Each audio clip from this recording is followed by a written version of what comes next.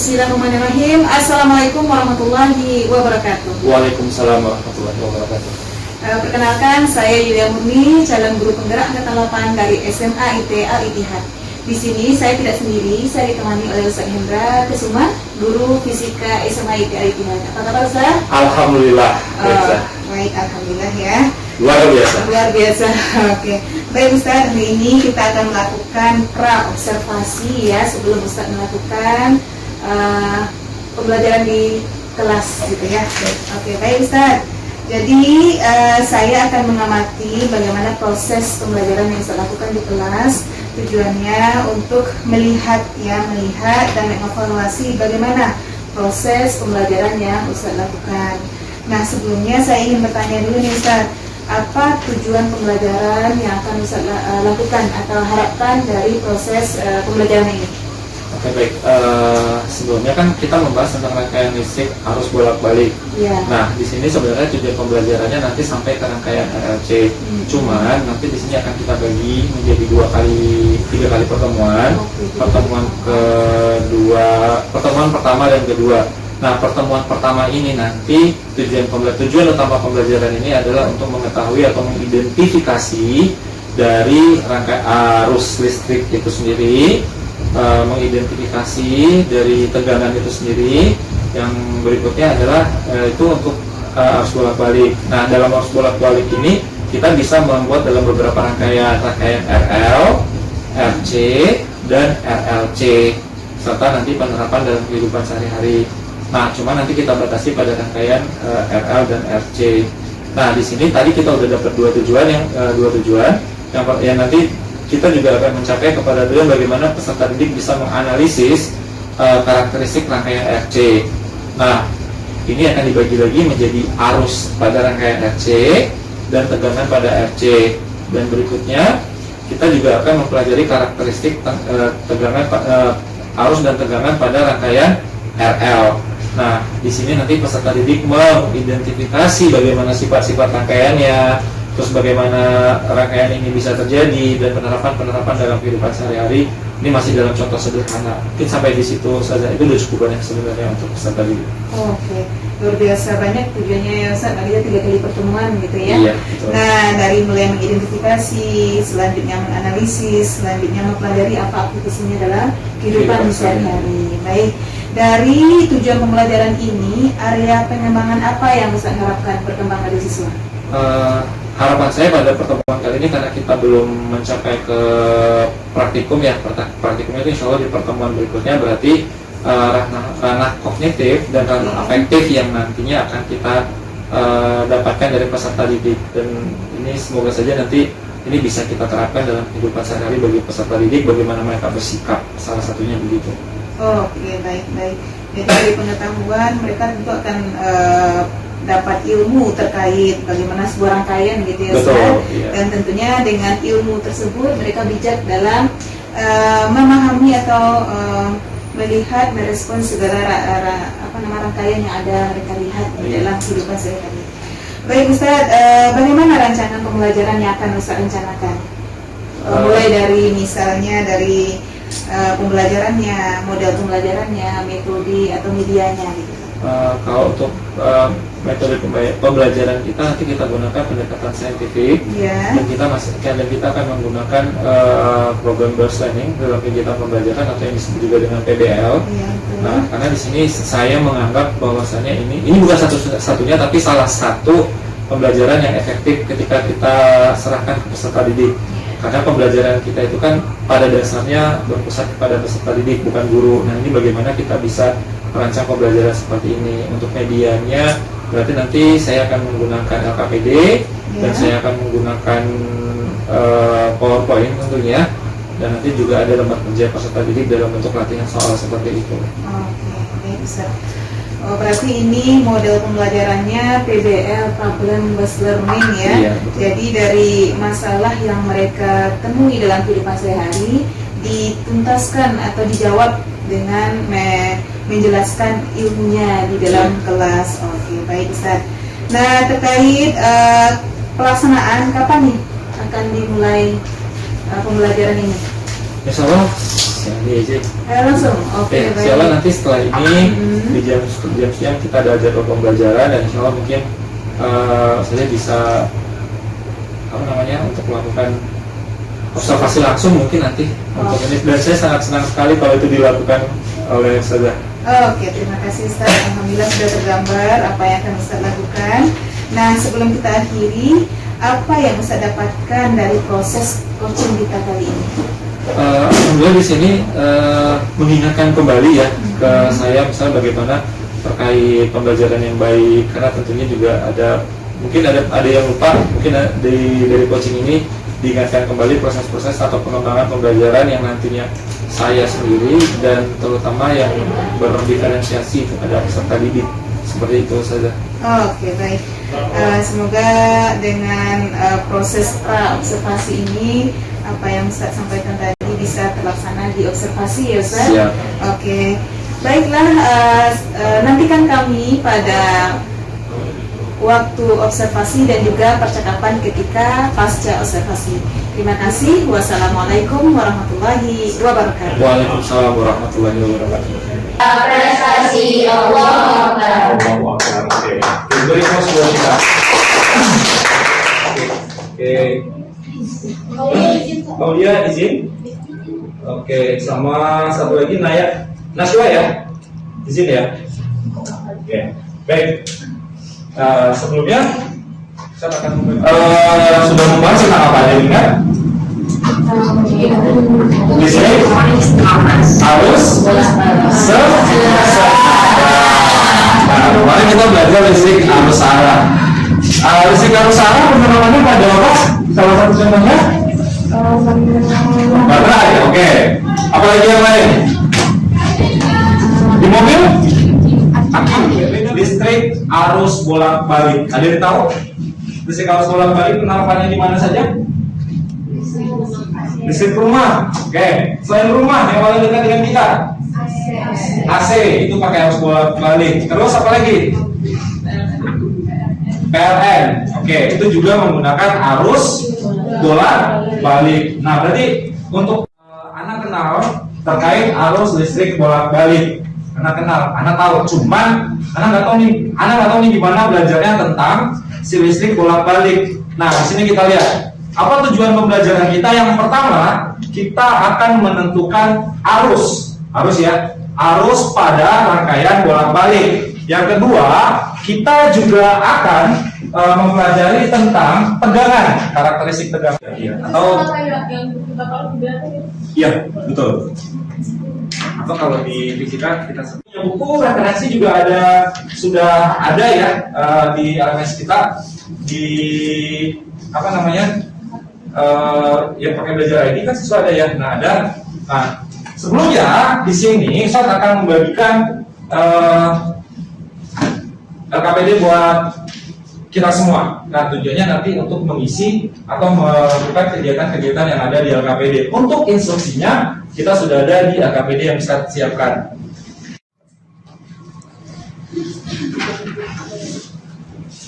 Oke, boleh diambil. Kalau kurang nanti bilang ya. Nah, berikutnya di lembaran kedua ada bagian yang harus antum isi berdasarkan literasi atau sumber bacaannya yang dibaca itu Ustaz yakin ada tuh di buku itu juga ada. Terus nanti bisa dicari di isi sana. Dan di lembaran berikutnya ada soal analisa. Nah, bagaimana? Oke. Nomor berikutnya adalah arus listrik bolak-balik. Tentunya dalam kehidupan sehari-hari memiliki kelebihan dan kelemahan masing-masing. Nah, coba jelaskan. Nah, ini jelaskan bahayanya. Kalau bahaya berarti kerugian. Yang kedua adalah lembaran terakhir itu di LKPD dari dua, pilih satu saja. Nah, terserah. Misalnya nanti kelompoknya Naya memilih nomor 1. Oke, kelompoknya ini Naya juga ya, Nayara. Kelompoknya Nayara misalnya pilih nomor 3. Kelompoknya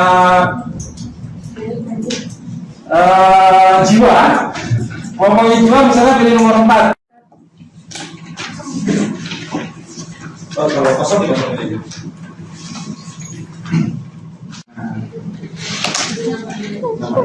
Ini di sini. Ya. Siap, betul.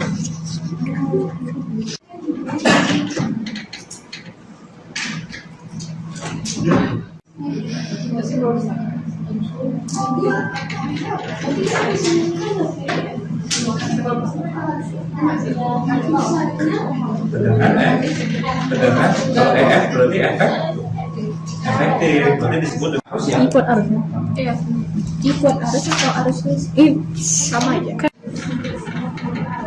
Sama. Satunya volt, simbol satunya.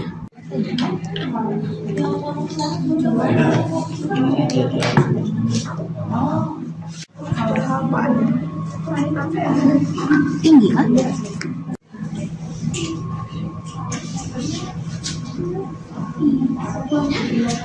Satunya ampere berarti A. Kalau gaya newton kan, atau disebut juga dengan N.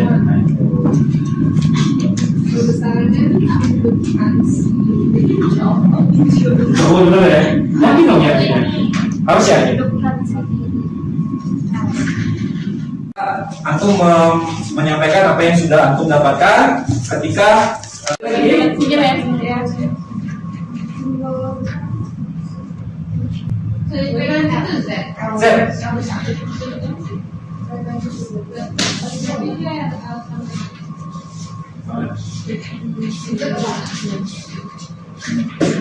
Itu apa?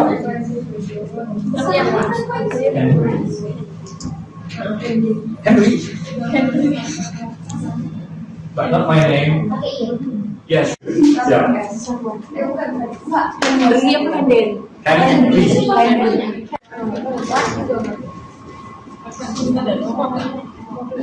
Sudah berjalan berapa menit ini? Yuk, kita berpindah ke yang kedua.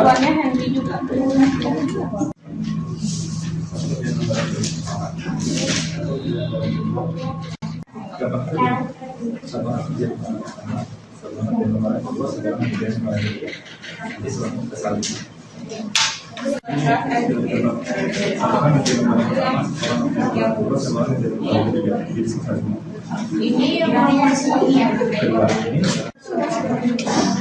Sama ketiga dari union ya. Oke, siap. Satuannya? Oke, ini kelompok ini ngerjain. Boleh diskusi sama kelompoknya juga nggak apa-apa. Dia nomor berapa? Nomor 1. Oke, 1 dan 5 sudah diambil oleh kelompok lain. Kelompok berapa Naya? Siapa? Syahla? Nomor 4. Oke, 1, 5, 4. Berarti nih pilihannya ada 2. Nomor 3. Yang penting kemarin diskusi ya? Nomor 2 ya? Oke, siap.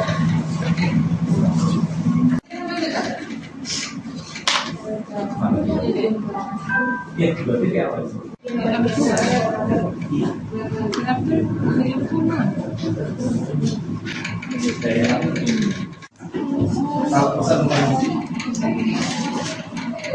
Ya, betul. Ya, Itu sama kan? ya dengan bahasa Berarti ini sama. Bedan sama ada.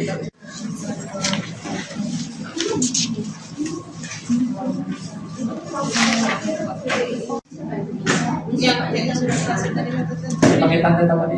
Kalau dia L berarti L-nya berubah. Kalau dia RC berarti L-nya berubah jadi C. Gitu aja. Ini kan ada sebelumnya kayak apa yang khususnya. Berarti terus kayak gini aja. Ya, benar. Itu kan RLC. Kalau RC saja berarti mana coba? Kalau R berarti di sini C-nya gimana? Ada izinnya. Karena dia kan mainnya RC ya. Jadi ada mainnya RC berarti ada C. Berarti ini lah langsung ekspor. Iya.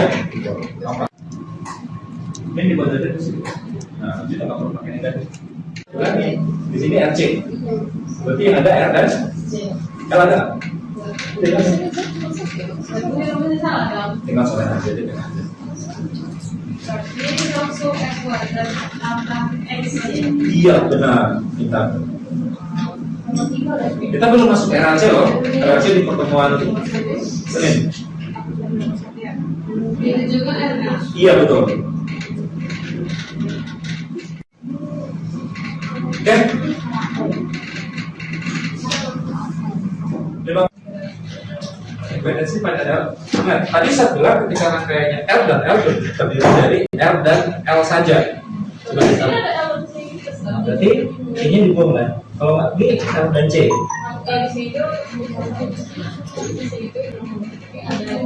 Kita analisa satu. Impedansi pada rangkaian RL. Berarti rangkaiannya terdiri dari R dan, nah ada C. RL ada C. Nggak, berarti C-nya dibuang aja. Iya, itu kan rangkaian RLC masih yang dibaca. Ya kan? Ini. Kan ya kan? Maksudnya bagaimana dalam kehidupan sehari-hari. Contohnya, ya kalau bisa 2 atau 3 itu. Nah, apa yang terjadi kalau tidak ada dalam kehidupan kita itu kalau listrik mati, apa yang terjadi pada handphone? Nah, itu dia salah satu contohnya.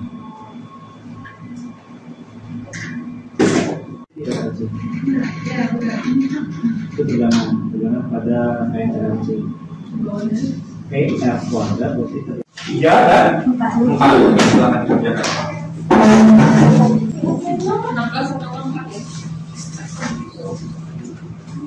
Boleh diisi masing-masingnya dulu, nanti sana. Oke, tegangan listrik besarannya ya, setuju ya? Saya simbol satunya apa? V. V ya. Oke, simbol besaran V. Terus apa lagi? Simbol satuan juga V. Oke, yuk. Yang kedua apa? Arus listrik atau kuat arus listrik. Yang lain coba dikoreksi punyanya. Benar atau salah? Benar ya. Boleh nanti saat kami sudah selesai. Apa salah? Apanya? Nah, itu kan contohnya dalam masalah aja. Misalnya kalau di rumah kan banyak banget tuh alat yang pakai listrik bolak-balik apa aja. Ini maksudnya dijelasin bahayanya kan? Iya, bahayanya apa?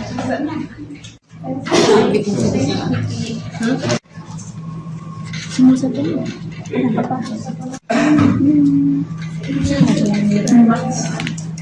Kalau dia RL, dia Itu udah ringkas kali lah. Harus bolak-balik dengan garis 10A tidak. ya.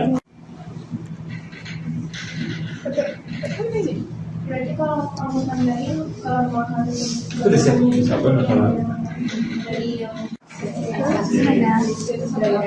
Itu salah ada ya. Ya. Tapi kan kalau di RLC-nya ini dikurang kan? Tapi Kita punya PRLC. ya kan nggak ada kan di sini. Nah, karena kan cuma ada RLC ya. Berarti antara R dan RC berarti antara C dan RC. arus listriknya tuh Sedangkan arus AC, arus yang berbalik arah melakukan targeting sehingga otak tidak mampu berkembang ke satu arah, sehingga disuruh berbalik dan menjadi. Nah gini, kalau kita terkena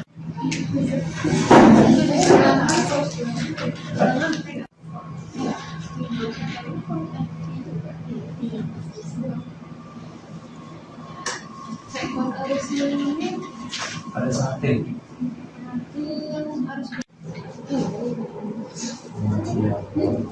Pada sate berarti ada punya. Coba ya. Tuh namanya.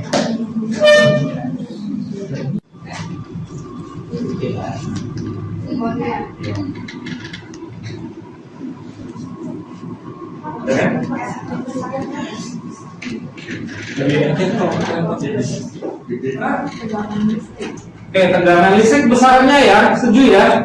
Saya simbol satunya apa? V. V ya. Oke, simbol besaran V.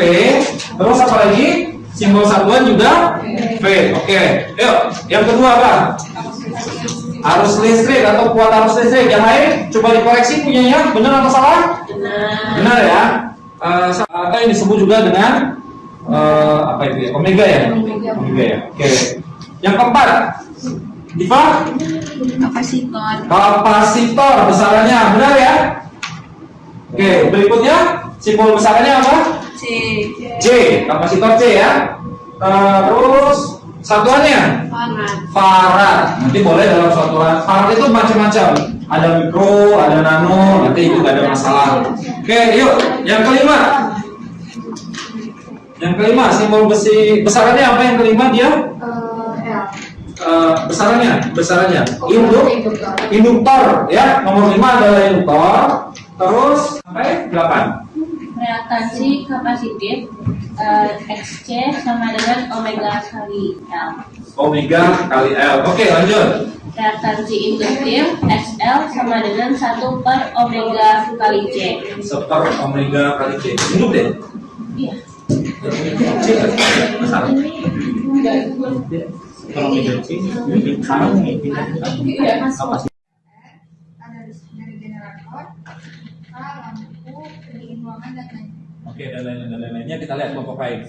Oke, kelompoknya Naya tadi apa buatnya? Setrika. Lampu, Oke, lampu. pendingin ruangan.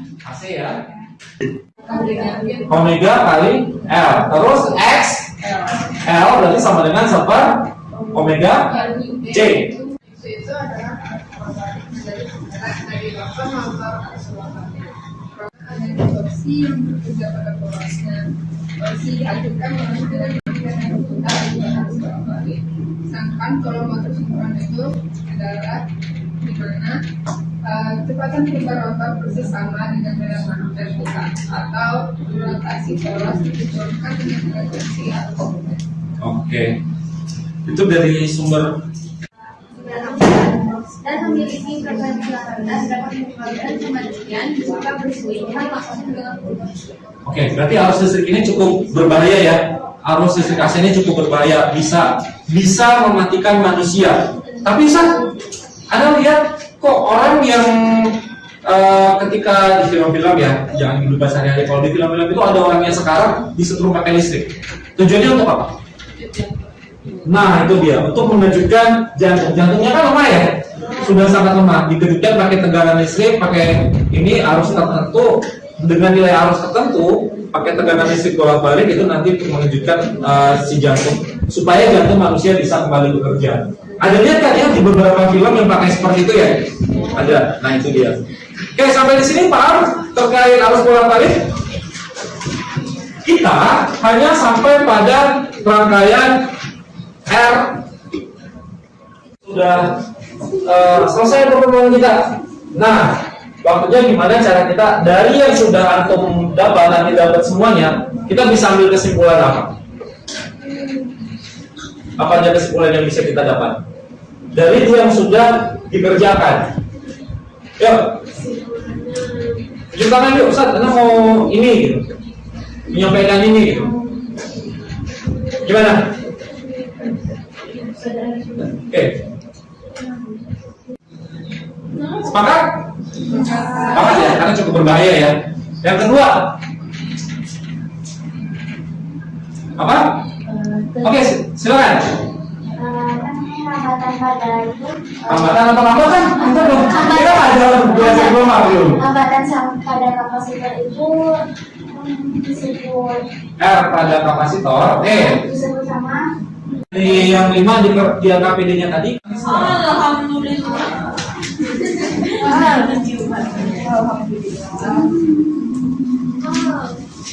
Nggak urusan itu nanti.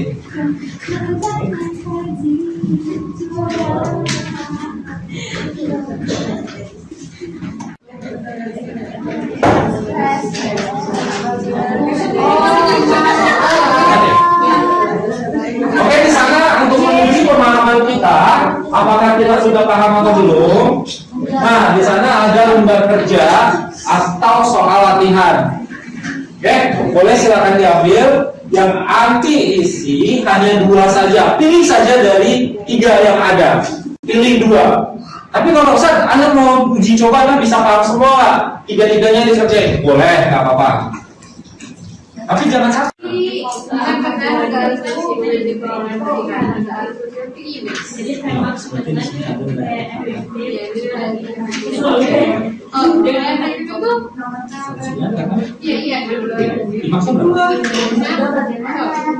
Pakai rumus di angka berapa? Pakai rumus yang di angka di lembar berapa? Nah, tuh.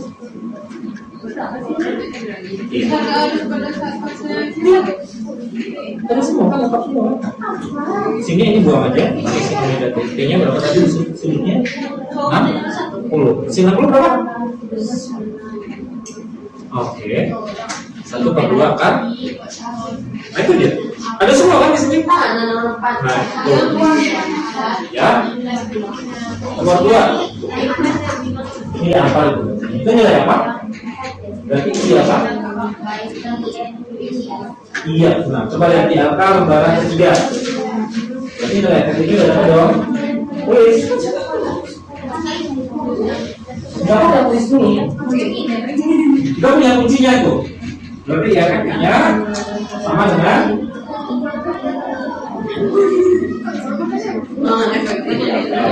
Dimas. Coba lihat Dimas. Dimasnya apa fungsi di angka kedua?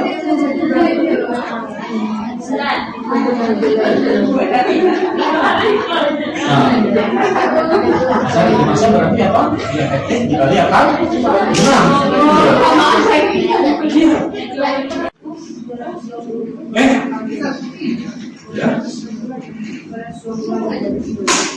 Ya. Nah. Kelompok sini sudah? Ada yang sudah? Kamu kan bantu temannya. Berbagi ilmu itu menambah supaya kita tuh lebih hebat lagi. Ya. Kalau temannya terkendala silakan dibantu, boleh, nggak masalah. Biar nambah ilmunya. Ya, kita akan membahas rangkaian R, L, C. Nah, pada rangkaian R, C, sebenarnya kita semua rangkaian itu bisa disusun berapa rangkaian hambatan? 3 ya, disusun seri, disusun paralel, dan disusun secara gabungan ya. C, ini kita ulas sedikit untuk pertemuan berikutnya supaya tidak asing. Berarti di sini rangkaiannya adalah R, rangkaiannya adalah L, dan rangkaiannya adalah C. Nah ini kita mau tahu nanti bagaimana grafik-grafik arus terhadap hubungannya, hubungan arus dan tegangan pada rangkaian RLC. Tapi untuk pertemuan berikutnya kita akan praktikum. Nah, praktikum tapi praktikum virtual namanya. Virtual. Nanti kita akan menggunakan program yang namanya aplikasi sirkuit. Nah, ini aplikasinya sangat ringan, tidak akan mengganggu sistem. Jadi untuk pertemuan berikutnya kita akan menginstal, harusnya nanti boleh nanti setelah ini menginstal sirkuit, ambil di Play Store. Nanti bikin caranya gimana ya nanti. Nah, di sana kita akan mencoba menyusun rangkaian-rangkaiannya. Kenapa? Karena paralel. Konsepnya sama kan? Kalau rangkaian pada taklim webinar pro doa Alhamdulillahirabbil alamin. Subhanakallahumma wa bihamdika asyhadu an la ilaha illa anta astaghfiruka wa atubu ilaik. Assalamualaikum warahmatullahi wabarakatuh. Assalamualaikum warahmatullahi wabarakatuh. Kembali lagi dengan saya Yulia Murni, calon guru penggerak angkatan 8 dari SMA IT Al-Ittihad Pekanbaru.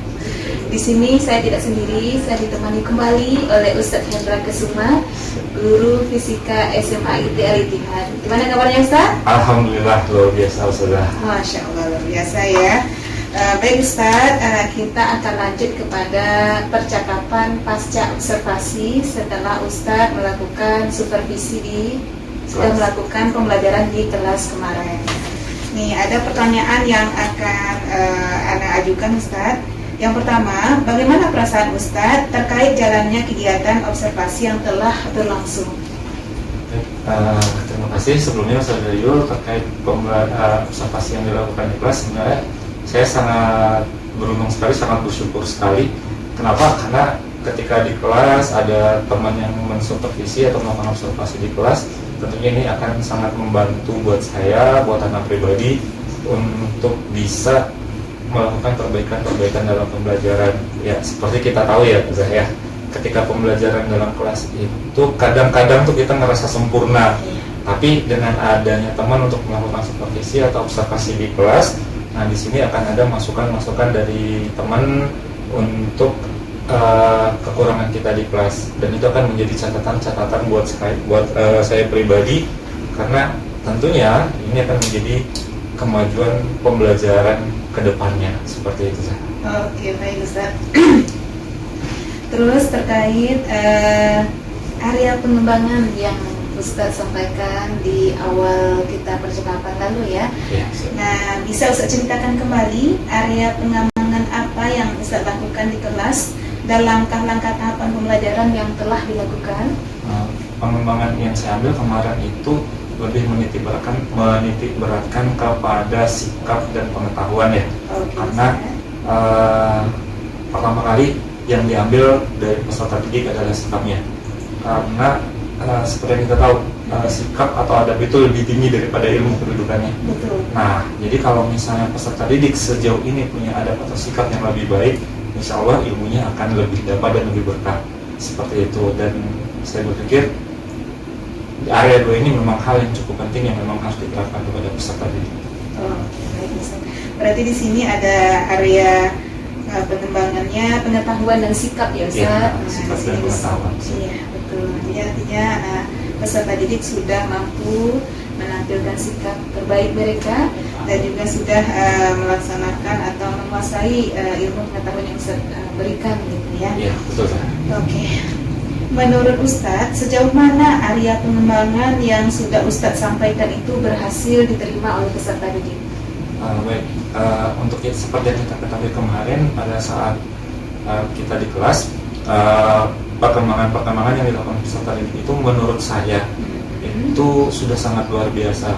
Walaupun masih belum sempurna, tapi peningkatan atau perkembangan sikap yang dilakukan oleh peserta didik itu sangat luar biasa. Mungkin ada satu peserta didik yang mungkin masih bisa dikatakan bukan enggan ya, tapi masih belum memiliki sikap sempurna ketika dia dihadapkan dengan ilmu yang ada.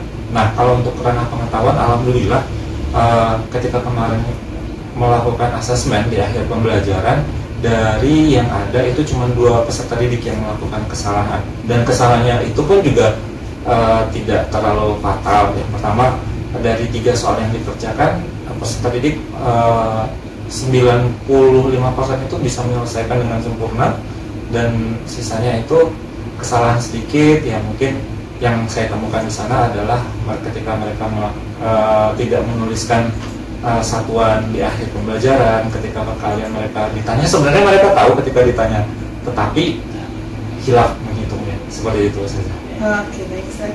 Dari penjelasan Ustaz tadi dapat disimpulkan bahwa untuk area pengembangan kognitif itu sudah mencapai 95% ya Ustaz. Iya, betul. Hanya 2 peserta didik yang mungkin ada kesalahan sedikit dari segi lupa menuliskan satuan dari besaran yang digunakan. Betul, iya betul sekali. Rumus yang digunakan atau juga perkalian ya Ustaz? Ya, perkalian. Oke, selebihnya berarti totalnya 13 orang selanjutnya sudah menguasai dengan sangat baik. Terus juga dari area pengembangan sikap ada 1 peserta didik yang tadi bersikap enggan ya Zat, kurang bersemangat. Kurang bersemangat, kalau dibilang enggak, dia enggak ya, tapi kurang bersemangat. Seperti itu. Oke, baik.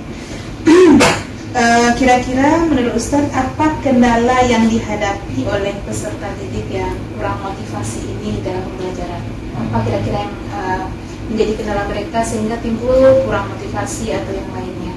Kalau dari peserta didik yang ada, mungkin ketika yang kita ketahui bersama bahwa saja peserta didik ini kan pindahan dari pondok ya, yang awalnya juga memang secara matematika, secara fisika memang agak mengalami kesulitan, tetapi dengan yang dia lakukan itu sudah melakukan perubahan-perubahan yang luar biasa. Ketika dia pertama kali masuk ke kita itu mengalami kesulitan yang cukup besar, dan akhirnya belajar melalui bimbingan-bimbingan. Akhirnya dia bisa sejauh ini sudah bisa bertahan di kelas, dan itu memang suatu perkembangan yang luar biasa menurut saya pribadi. Oh iya, berarti dari penjelasan Ustadz dari segi latar belakang pendidikan Anda dari pondok gitu ya, yang mana di sana mereka tidak dapat materi terkait fisika ini gitu ya. Betul. Jadi ketika pindah ke SMA IT mereka memang mulai dari nol semuanya ya, sedangkan betul. temannya sudah jauh ke depan. Jadi karena hanya 1 orang yang seperti itu, terlihat si anak ini tertinggal dari teman-temannya. Oke, baik. Nah, apa rencana yang akan Ustadz lakukan ke depan untuk membawa peserta didik ini ke arah yang lebih baik? Walaupun kalau kita lihat dari perkembangan dari awal mereka masuk, Ananda ini masuk, sampai sekarang memang sudah jauh peningkatan ya. Namun apa rencana ke depan agar siswa ini bisa menyusul temannya lah gitu? Nah, baik. Sebenarnya sih kalau menurut saya pribadi ini cukup sederhana. Dan kita cukup melakukan pendekatan persuasif kepada peserta didik, karena ketika melakukan pendekatan ini peserta didik pasti akan merasa termotivasi atas apa yang dia kerjakan dan berpikir, oh iya ternyata guru saya itu perhatian loh terhadap apa yang menjadi kekurangan saya dalam proses pembelajaran. Dan ini juga kita lakukan tidak di depan teman-temannya gitu. Secara pribadi mungkin kita panggil apa yang menjadi kendala, apa yang bisa kita bantu, dan tentunya itu kalau saya pribadi memang sejauh ini melakukan kegiatan tersebut untuk peserta didik yang memang kelihatan tertinggal di pembelajaran. Tapi alhamdulillah sebenarnya untuk peserta didik yang satu ini sudah mengalami perubahan yang jauh sebenarnya dibandingkan sebelumnya gitu. Begitu sah. Oke, baik. Artinya dapat disimpulkan bahwa untuk mengatasi kendala peserta didik yang tadi belum bisa menyamai teman-temannya itu adalah melakukan pendekatan persuasif ya Ustaz. Betul. Lalu dari pendekatan tersebut diketahuilah di mana kesulitan belajarnya, lalu diberikan pertolongannya, di mana bisa kita bantu, bagian mana yang bisa kita bantu. Betul, gitu ya. Betul. Nah, tentunya dengan setelah adanya solusi dari permasalahannya, tentu motivasi itu akan terus muncul. Muncul, betul. Harapannya begitu. Iya. Mudah-mudahan Ustadz apa yang menjadi rencana Ustadz ini bisa terus dilanjutkan ya, walaupun semuanya sebelumnya sudah dilakukan gitu ya Ustadz. Mudah-mudahan ini semakin intensif. Nah, kira-kira kapan Ustadz akan melakukan pendekatan persuasif lagi atau perubahan ke arah yang lebih baik lagi terkait anak didik ini agar bisa jadi lebih baik? Sebenarnya kalau rencana pendekatan itu kita harus lakukan sesegera mungkin ya. Dan itu memang sebenarnya ketika pembelajaran mungkin pembelajaran ke depan itu di hari Rabu itu akan dilakukan kembali setelahnya, menanyakan kembali apa masalah-masalahnya kalau dia masih bersikap yang sama. Tapi ketika dia sudah berubah, kita tidak harus melakukan secara intensif, tapi sesekali sebenarnya mungkin sekali kita menanyakan bagaimana kondisi belajarnya, sudah maksimal atau belum, dan kalau belum apa yang bisa dibantu. Kita di sekolah ini kan guru dan murid itu memang pasti ada tingkatan, tapi kalau untuk membantu peserta didik, insya Allah untuk tingkatan itu kita hilangkan dulu supaya peserta didiknya juga ngerasa sefrekuensi, ngerasa kalau kita itu oh ternyata kita seperti teman gitu. Nah, seperti itu ya. Oke, baik Ustaz. Menarik sekali ya Ustaz, rencana Ustaz. Mudah-mudahan dengan seperti ini Ananda di pertemuan selanjutnya di hari Rabu itu menunjukkan sikap yang jauh lebih baik dari sebelumnya. Siap, Zah. Anda tunggu nih Ustaz cerita Ustaz selanjutnya terkait perkembangan peserta didik. Peserta didik ya, siap Zah. Baik Ustaz, mungkin itu percakapan pasca observasi supervisi kita. Semoga apa yang telah kita rencanakan dimudahkan oleh Allah Subhanahu wa Ta'ala dan yang menjadi tujuan pembelajaran kita, target kita, penilaian kita juga mendapatkan hasil yang terbaik. Demikianlah percakapan pasca observasi supervisi akademik yang dilakukan bersama saya dan juga Ustaz Hendra. Kami akhiri dengan wassalamualaikum warahmatullahi wabarakatuh. Waalaikumsalam warahmatullahi wabarakatuh.